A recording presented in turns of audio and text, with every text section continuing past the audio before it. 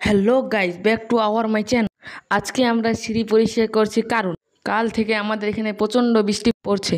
শিবদা আমাকে বললো আয় একটু সিঁড়িটা পরিষ্কার করে দিই। সিঁড়িগুলিতে এমন কাদা লেগেছে, আমি এখন পরিষ্কার করলাম, এখন শিবদা করছে। আর আমিও গাইজ চলে আসলাম এখানে। তো আমি এখন পরিষ্কার করতেছি, আর হালত পাতলা হয়ে গেল, এত কাদা লেগেছে।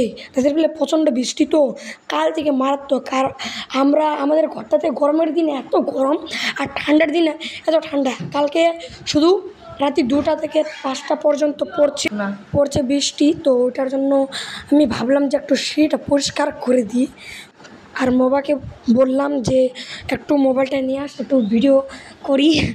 আর এই বৃষ্টির দিনে তো আমি ভিডিও করতে চাই না, কারণ তাও করলাম। আজকে ক্যামেরাটা ভিজে যেত, আর ও বললো যে একটু ওদিক থেকে ক্যামেরাটা নিয়ে আস, তো ওটার জন্য আমি করলাম। আর আজকের ওয়েদারটা এত সুন্দর, ও বলছে যে আর করিস না ভিডিও। আমি বললাম তাও একটু করে নিই। তো এখন সবাইকে আমি ভালো জানাই। আর তোমাদের দিকে কেমন বৃষ্টি আমাকে একটু বলবেন কমেন্ট করে।